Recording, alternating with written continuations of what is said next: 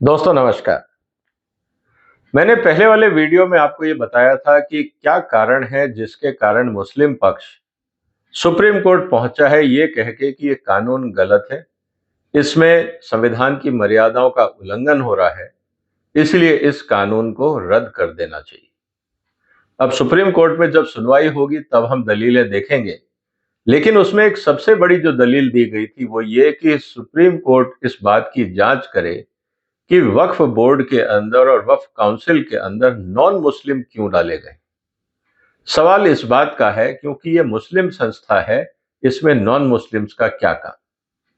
अब सवाल इस बात को लेकर आता है दोस्तों कि भारत एक सेक्युलर देश है। अगर मुस्लिम संस्था अगर बना रहे हैं तो वो कौन बना रहा है इसको समझना होगा। अगर मुस्लिम समाज अपने समाज के लिए संस्थाएं बनाता है उसमें किसी को कोई ऐतराज नहीं, लेकिन भारत सरकार टैक्स पेयर्स के पैसे से एक मुस्लिम समाज के लिए संस्था बनाए और उस पर सारा खर्चा भारत के टैक्स पेयर करें और वो सिर्फ एकमात्र एक रिलीजन बेस पे हो, क्या ये संविधान के हिसाब से सेक्युलर भारत के लिए सही होगा? अगर ऐसा है तो फिर बाकी धर्म वाले भी कहेंगे कि साहब हमारे लिए भी संस्थाएं बनाओ और धर्म के आधार पे बनाओ, हम बाकी धर्मों को यहां नहीं आने देंगे। अगर ऐसी स्थिति होती है तो जब हम समरूपता की बात करते हैं, हम एक दूसरे को टॉलरेंस की बात करते हैं, तो इससे देश में टॉलरेंस बढ़ेगा, भाईचारा बढ़ेगा या खाइयां और गहरी होंगी? सवाल आज इस बात का है। खैर, बड़ी चर्चा हम बाद में करेंगे, लेकिन आज जो हम फोकस करने वाले हैं वो फोकस बहुत सीधा सा है कि क्या वक्फ बोर्ड और परिषद में दो गैर मुस्लिम सदस्य होने चाहिए या नहीं। अब इसका हम कैसे पता लगाएं? बात सही है कि अगर मुस्लिम रिलेटेड, मुस्लिम समाज या मुस्लिम धर्म रिलेटेड अगर कोई बात है तो मुस्लिम समाज का कोई व्यक्ति ही सही कर पाएगा। लेकिन जब वो पूरी संस्था धर्म के आधार पे नहीं है, वो एक एडमिनिस्ट्रेटिव बॉडी है, वो रिलीजियस बॉडी नहीं है, तो उसमें धर्म की व्याख्या क्यों की जा रही है? अब सबसे बड़ा सवाल यह है कि क्या जो वक्फ काउंसिल और वक्फ बोर्ड है वो धार्मिक संस्थाएं हैं या एडमिनिस्ट्रेटिव बॉडीज हैं, इसको समझना होगा। इसलिए इस वीडियो को पूरा देखिएगा। कानून के हिसाब से क्या है मैं उसकी चर्चा आपके साथ करूंगा और फिर आप फैसला करिएगा कि सही क्या है और गलत क्या, और फिर हम इंतजार करेंगे सुप्रीम कोर्ट के वर्डिक्ट का कि इस देश में जो कहा जा रहा है कि साहब ये इंटरफियरेंस है मुस्लिम मामलों के अंदर नॉन मुस्लिम्स के द्वारा, क्या ये आर्ग्यूमेंट उचित है या नहीं, ये तो फाइनल जजमेंट सुप्रीम कोर्ट देगा। लेकिन जो तथ्य हमारे सामने है वो मैं आपके सामने रख रहा हूं, इसलिए पूरा देखिएगा, अंत तक देखिएगा, क्योंकि अंत में मैं आपको बताऊंगा कि भारत सरकार की तरफ से क्या पॉसिबल जस्टिफिकेशन हो सकते हैं, ताकि जब ये लीगल कार्रवाई शुरू हो तो इसको हम इंटरेस्टिंग नजरिए से देखें। इस वीडियो को शेयर करिए, चैनल को सब्सक्राइब करिए, क्योंकि और इंटरेस्टिंग मुद्दे मैं आपके साथ चर्चा में लाने वाला। दोस्तों, जो पूरा डिबेट है वो 1995, जो वक्फ एक्ट 1995 है, 22 नवंबर 1995 में इसको लागू किया गया था। और पर्पस क्या है? An act to provide for the better administration of waqf and matter connected therewith और incidental thereto. Administration of waqf, कहीं पे भी रिलीजन की बात नहीं है, इस शब्द पे गौर करिएगा, क्योंकि जब सुप्रीम कोर्ट इस पूरे कानून की व्याख्या करेगा और जो बड़े बड़े वकील वहां दलीलें देंगे, मुद्दा यह है कि क्या ये रिलीजियस एडमिनिस्ट्रेशन है या एडमिनिस्ट्रेशन है, इसको भी समझना होगा। दूसरी बात, जो नया कानून है उसमें यह कहा गया है कि दो नॉन मुस्लिम होने चाहिए। अब दो नॉन मुस्लिम से इतना बड़ा घबराहट क्यों हो रही है, जबकि हिंदुस्तान में जितनी भी बॉडीज होती हैं उसमें जब भी डिसीजन होता है वो मेजॉरिटी वोट से होता है, काउंसिल्स हो, बोर्ड्स हो, जो भी हो। अब सवाल इस बात का है कि जब वक्फ बोर्ड है उसमें 23 मेंबर हैं जिसमें दो मुस्लिम्स हैं, अगर आप इसमें दो नॉन मुस्लिम भी डाल देते हो तो क्या डिसीजन रिलीजन के बेस पे नॉन मुस्लिम क्या इन्फ्लुएंस कर पाएंगे? 23 में से अगर दो लोग नॉन मुस्लिम हैं, उस स्थिति में क्या होगा? सवाल ये है कि 21 लोग अगर मुस्लिम हैं और 2 नॉन मुस्लिम हैं, तो क्या 2 नॉन मुस्लिम वोट को इन्फ्लुएंस कर पाएंगे? नहीं कर पाएंगे। लेकिन 2 नॉन मुस्लिम का पर्पस वही है जो एक कंपनी में इंडिपेंडेंट डायरेक्टर का होता है। अब वो कैसे, वो मैं आगे आपसे चर्चा करूंगा कि यहाँ पे जो 2 नॉन मुस्लिम है उनका रोल है एज ए डायरेक्टर्स। इसको समझना होगा।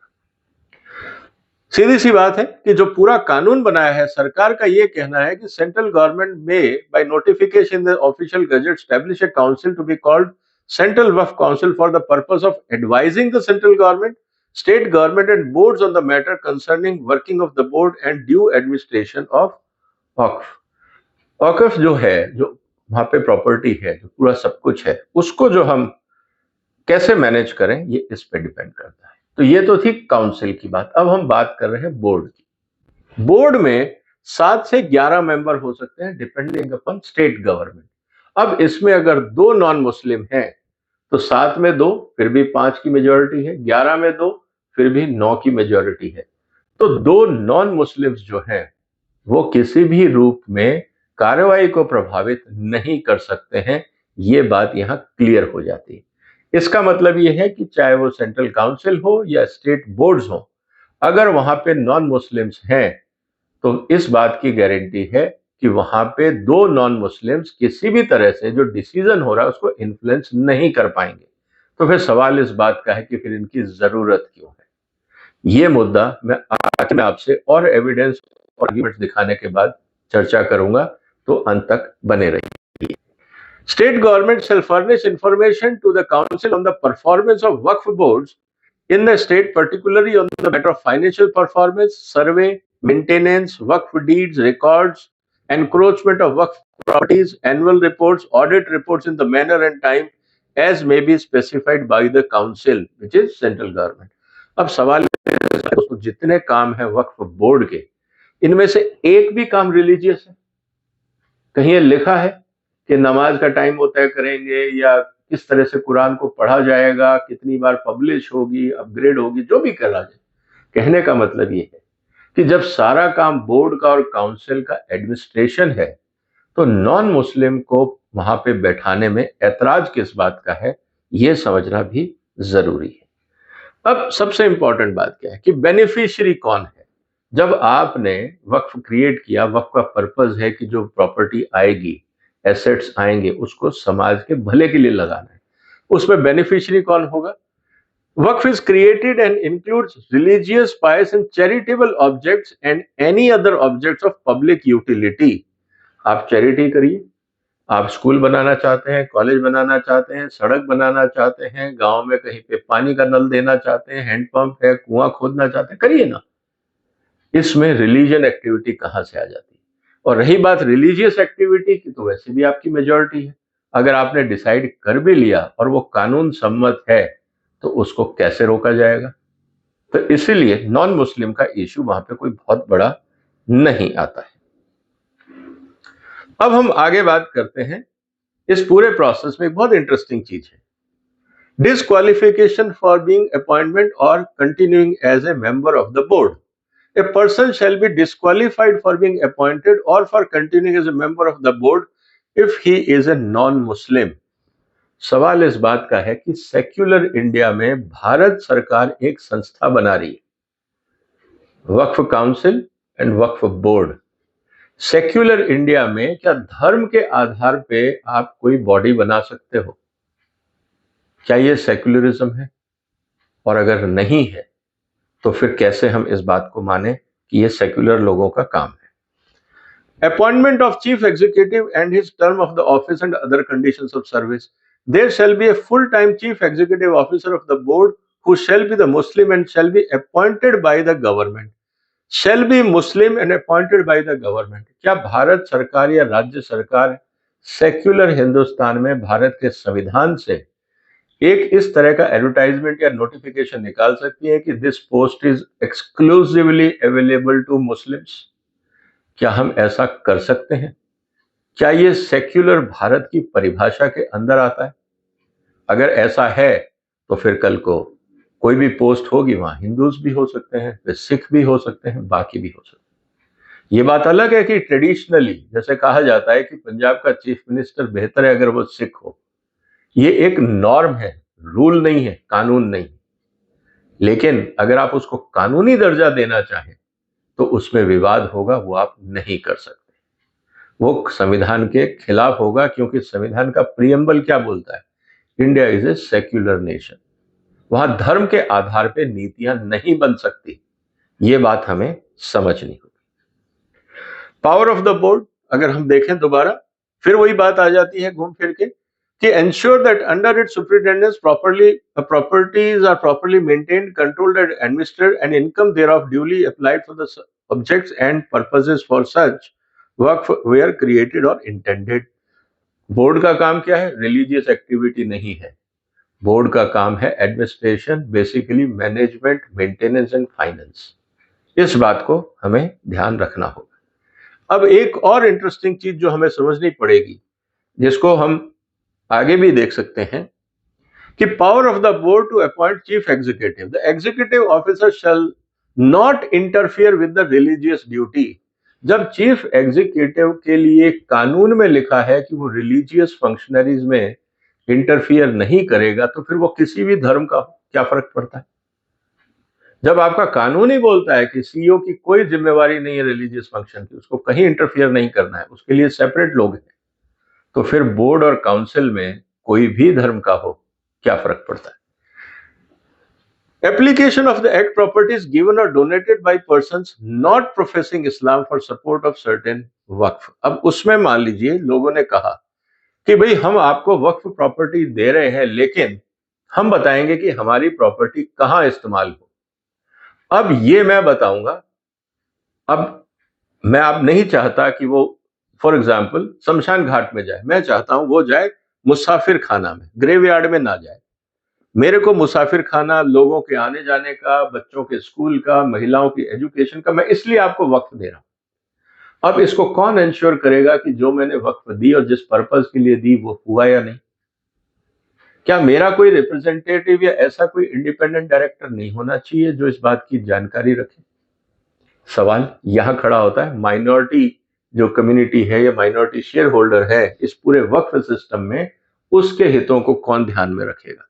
इसीलिए ये कहा गया। इसीलिए दोस्तों, ये सब जानकारी जानने के बाद अब सवाल ये है कि नॉन मुस्लिम्स होने चाहिए या नहीं, क्या ये कॉन्स्टिट्यूशन का वायलेशन है?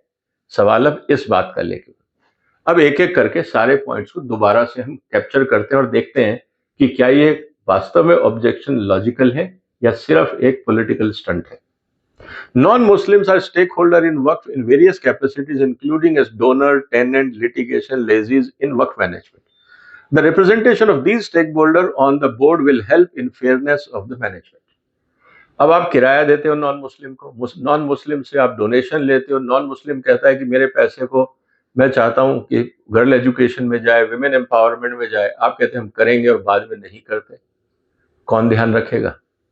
जब आप सारे ही एक साथ मिल जाओगे, कोई इंडिपेंडेंट डायरेक्टर, इंडिपेंडेंट व्यू वाला आदमी नहीं होगा, तो मेरे हितों की रक्षा कौन करेगा? ये मेरे को कंफर्ट कैसे आएगा? आफ्टर ऑल हम इंडिपेंडेंट डायरेक्टर्स क्यों रखते हैं कंपनियों में? इसीलिए। दूसरी बात, the secular activities under Waqf can be controlled and monitored by anyone, including governance, social projects, economic activities, welfare etcetera. And जो कोर्ट्स हैं वो भी इस बात को कहते हैं कि ये पॉसिबल है। अगर आप कहीं पे पानी पिला रहे हैं, कहीं पे दुकान खोल रहे हैं, दुकानों की मेंटेनेंस है, रिपेयरिंग है, अगर उसकी जिम्मेवारी नॉन मुस्लिम मेंबर्स के पास है तो दिक्कत क्या है? क्या वो रिलीजियस एक्टिविटी है? आपने तो सीईओ तक को मना कर दिया, वो रिलीजियस एक्टिविटी में पार्टिसिपेट नहीं करेगा, हालांकि वो खुद मुस्लिम है। इस बात को ध्यान रखिए, कानून अभी ये बोलता है कि सीईओ हैज टू बी मुस्लिम, उसके बाद भी वो रिलीजियस एक्टिविटी में पार्टिसिपेट नहीं करेगा। तो जब नॉन मुस्लिम अगर सीईओ बन जाता है या किसी भी बोर्ड मेंबर में होता है, तो उसका रिलीजियस एक्टिविटी तो वैसे भी इंटरफियरेंस नहीं है, ये तो कानून में लिखा है। Central Waqf board oversees the functioning of state boards, including the finance and administration. This is an administrative body and not a religious body. यही तो मैं कह रहा हूं आपसे, बार बार इसी बात को कह रहा हूं। Decisions are made by the majority vote. Non-Muslim cannot overturn the decision because of their influence is limited. जैसा मैंने कहा कि 23 में 2 मेंबर, 9 में 2 मेंबर, कैसे आप डिसीजन को ओवरटर्न करोगे? तो इसीलिए जो डर दिखाया जा रहा है उसका कोई आधार और औचित्य नहीं है। Non-Muslims will be inducted depending upon their capacities and capability, experience, improve the functioning of the board and councils. जो भी नॉन मुस्लिम होगा, सरकार भी तो चाहेगी कि ऐसे व्यक्ति को रखा जाए जिसका कोई स्टेचर है, कोई काबिलियत है, या किसी को भी बैठा देंगे। ऐसी स्थिति में वक्फ की कैपेसिटी ही इंप्रूव होगी, काबिलियत ही इंप्रूव होगी। तो इसीलिए ये कहना कि साहब ये ठीक नहीं है, मुझे लगता है ये राजनीति है। अब सुप्रीम कोर्ट इस पे क्या आर्ग्यूमेंट लेता है वो मुझे नहीं पता। आपके क्या व्यू है वो आप जरूर कमेंट बॉक्स में लिखिए। हम जानना चाहते हैं कि ये जो मुद्दा उठाया जा रहा है क्या इसके पीछे लॉजिक है या नहीं। इस वीडियो को शेयर करिए, इस चैनल को सपोर्ट करिए, सब्सक्राइब करिए। फिर मुलाकात होगी एक और महत्वपूर्ण मुद्दे के साथ। तब तक अपना ध्यान रखिएगा। फिलहाल वंदे मातरम।